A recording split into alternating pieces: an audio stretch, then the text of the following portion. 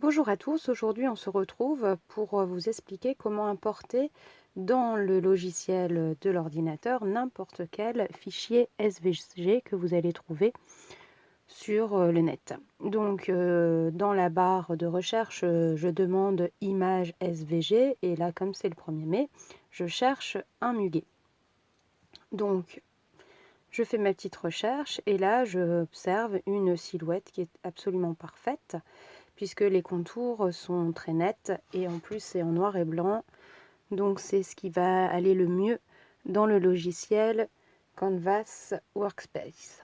Alors soit vous téléchargez l'image et vous irez chercher dans l'onglet téléchargement, ou alors vous faites bouton droite et vous l'enregistrez, et moi j'ai choisi de l'enregistrer dans mon onglet Scrap. Et bon, vous voyez, j'avais déjà enregistré une première fois, donc c'est pour ça qu'il me demande si on peut écraser le fichier précédent. Je dis oui, puisque c'était exactement le même. Il ne reste plus qu'à ouvrir le logiciel de browser Canvas Workspace et ensuite importer cette image. Je vais vous montrer où est-ce qu'on va cliquer pour pouvoir l'importer.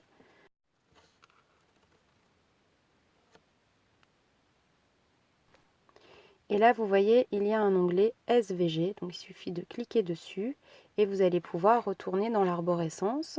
Donc là, je suis déjà dans l'onglet Scrap et j'ai plus qu'à cliquer sur l'image et elle est ainsi importée sur votre logiciel.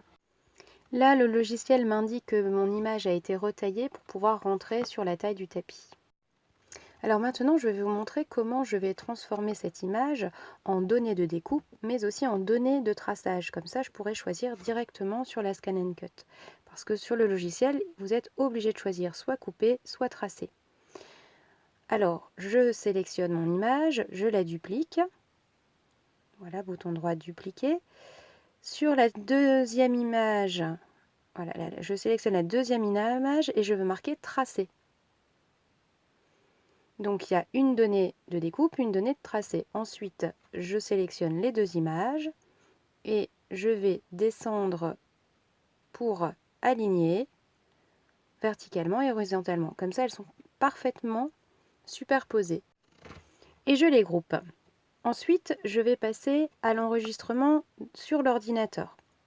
Je vais fichier, enregistrer sur l'ordinateur. Alors, je vais enregistrer d'abord avec cette extension et c'est important de le faire parce que comme ça, vous avez toujours vos données retravaillables dans le logiciel. Parce qu'une fois que vous passez à l'extension FCM, eh bien, l'image est complètement groupée et vous ne pouvez plus aller dans le détail pour faire des modifications futures. Donc là, j'avais enregistré aussi le fichier FCM. Comme en plus, il n'y a qu'une seule image, je vais pouvoir la réutiliser directement. Et ensuite, vous allez pouvoir l'exporter vers votre machine si vous avez la fonction Wi-Fi, sinon ce sera avec une clé USB. Je vous montre la découpe ainsi obtenue. Et l'importance de l'extension SVG, c'est que ce sont des images vectorisées et donc le logiciel peut agrandir et diminuer sans perte de qualité.